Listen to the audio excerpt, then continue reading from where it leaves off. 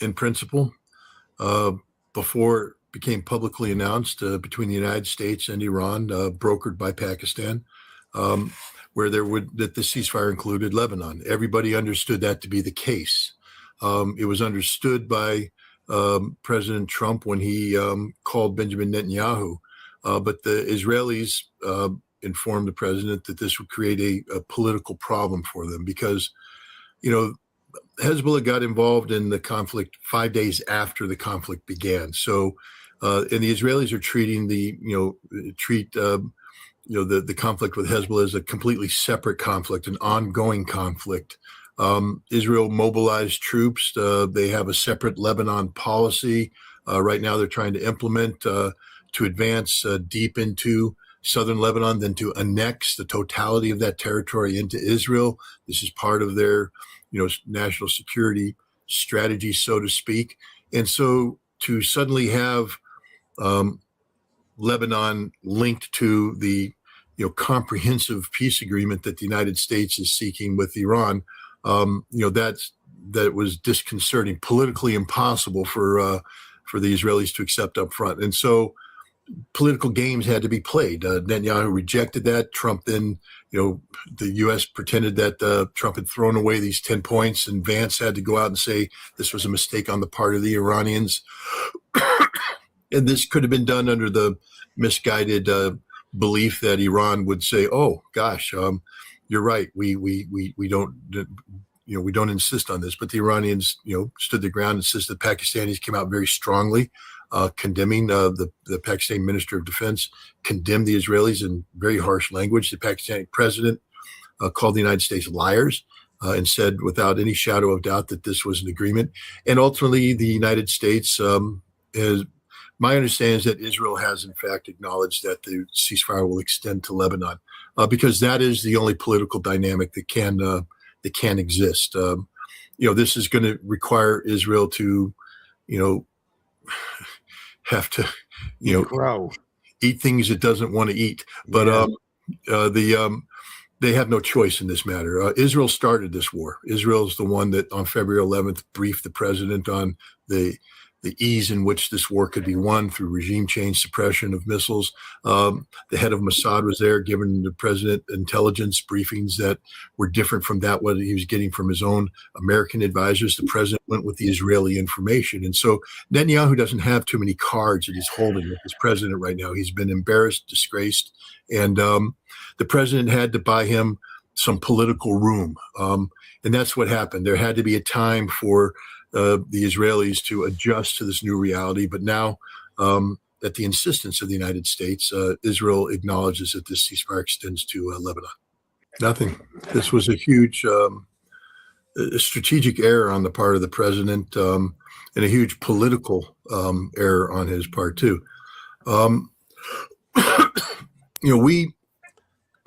me make it clear to everybody, and I know this is going to drive people insane. We didn't lose this war from a military standpoint because we never fully engaged in this war. This was an air war.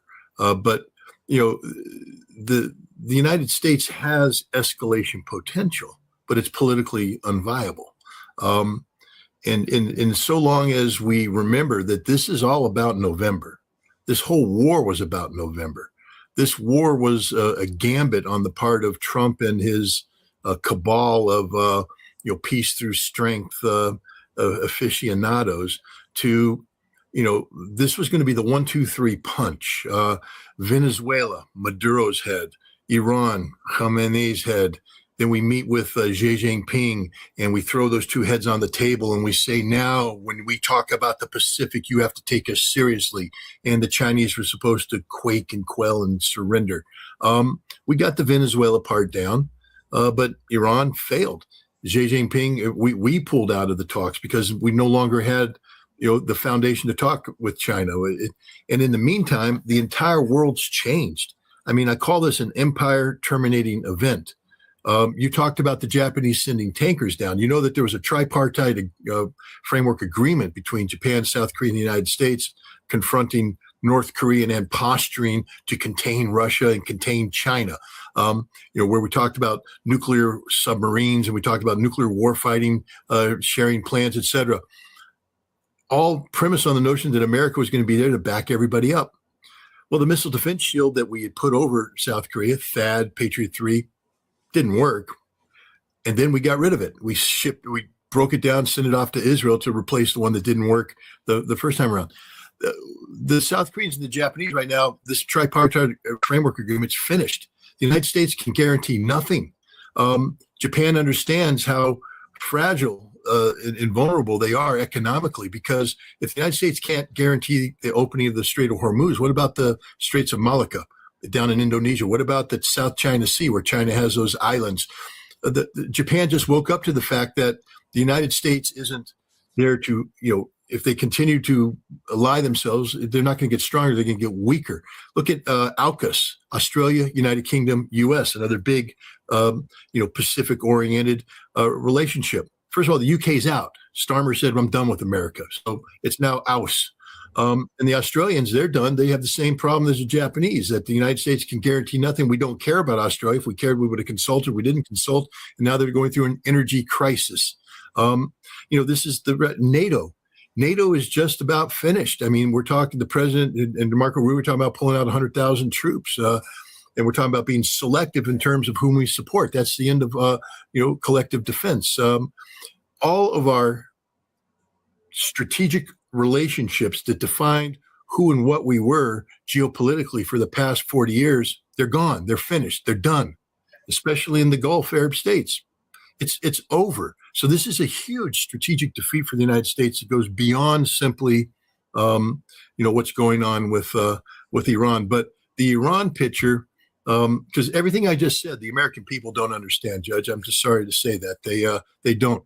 I just finished talking to somebody who was like, this is the end of Trump. He's going to lose the November election. I said, dude, if you think you can call an American election in November, in April, you know nothing about American politics. American politics is where the American people are in September, and the American people aren't driven by what's going on around the world. They're driven by their pocketbook. It's the economy, stupid. That's the lesson Bill Clinton gave us. And this president has time to turn things around and put on a con game to get things where he wants them, but not if we're bogged down in a forever war in the Middle East. But enough information has gotten out that the implication is they've been hit harder than they've ever been hit before, in that this was becoming a political problem for Benjamin Netanyahu. The Israelis always said going in that they can absorb a finite amount of damage, and they're willing to raise that parameter up as much as is politically viable, if and only if, and this is the important part, if and only if the guaranteed outcome is the end of the regime and no more missiles and no more nuclear program. They're not going to get any of those. And so now Netanyahu pushed for this war. He's the one who went and sold this war to President Trump. Right. He's the one who put the reputation of Israel on the line. And everything he said turned out to be a lie, to be false, be overhyped. As General Kane said, the Israelis tend to oversell everything, and we should be very careful with what they're saying. But Trump wasn't careful, and we went to war on behalf of Israel, for Israel, using Israeli intelligence. And now we failed. Israel's not going to get anything it wanted. There will be no regime change. The regime is stronger today. The missiles, they're there. Iran's not giving them up. And, the nuclear program, Iran will strike a compromise deal that allows enrichment, and that's politically untenable. So, Netanyahu is in a lot of trouble. I think tomorrow his criminal trial begins. And the thinking that the United States is going to fly cover for this guy after he got us involved in this war. I think we're looking, it's hard. You got to be careful when you talk about the demise of Benjamin Netanyahu, because he's been such a political survivor for so long. But right. I've always said that the only way after October 7th, 2023, he stays in power is to continue to escalate conflict. That the only thing he has to sell the Israeli people is that he's the security guy. He's the national security guy, that there will be no security without him. Well, he just failed in the final test. The regimes of Iran's there. And remember, this is the war he's been pushing for a long time. He's been saying we can't take Iran out without the help of the United States. Well, we went in all in. I mean, we put all the chips down there. We said, let's go. And we lost. We didn't get it. So the military has planned for it. I mean, we have the Fifth Fleet right there, whose job is to keep the Strait of Hormuz open. I know for a fact that the Fifth Fleet in the 1990s believed that they could keep the Strait of Hormuz open. They believed that we had sufficient power to do that. But that was before Iran transitioned into, the military posture that it enjoys today. It's area denial munitions, it's missiles. This changes the entire dynamic. Our Navy is not capable of forcing the Strait of Hormuz. We would lose our fleet. And this is something that has been apparent for more than a decade now. And known, the Navy knows this. I mean, there's a lot of political blustering. You always see an admiral, we guarantee within X amount of time, if the Iranians try to shut it, we'll have it back open. But anybody who studies it would say, no, you don't. No, you can't. No, you won't. So this was a known.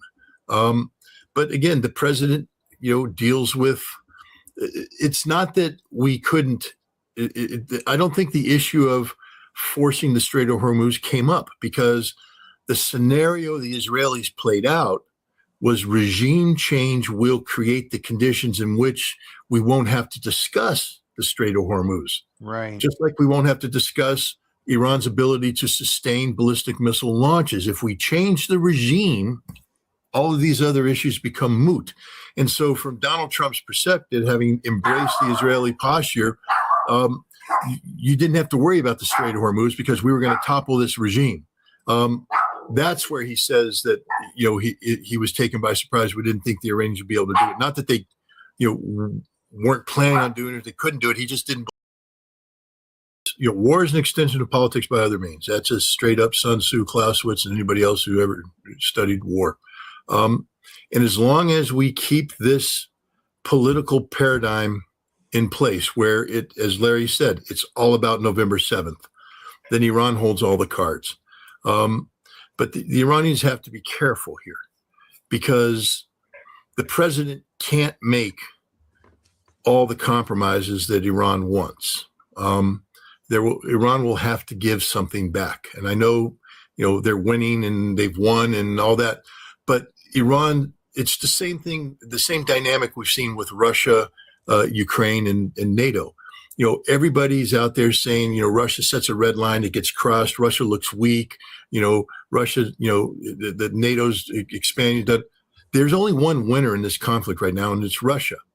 And the reason why Russia is winning is that Russia kept the political dynamic the way it always was. Russia never changed the political dynamic. They managed escalation. And as a result, they weren't bogged down. They didn't change the political dynamic, and now they're dominating, the world on all fronts when it comes to energy and geopolitics, et cetera, because they kept it the same. The Iranians need to keep their eye on the ball.